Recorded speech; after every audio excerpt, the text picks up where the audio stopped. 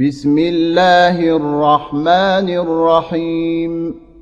قد سمع الله قول التي تجادلك في زوجها وتشتكي إلى الله والله يسمع تحاوركما إن الله سميع بصير الذين يظاهرون منكم من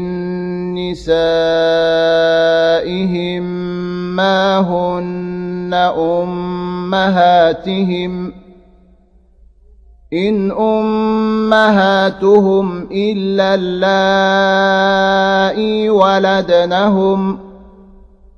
وإنهم ليقولون منكرا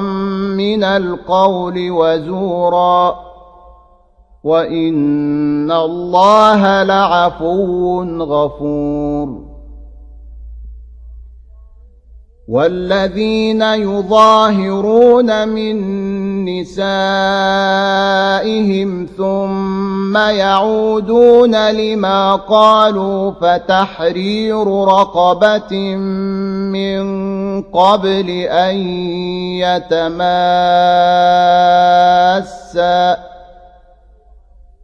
ذلكم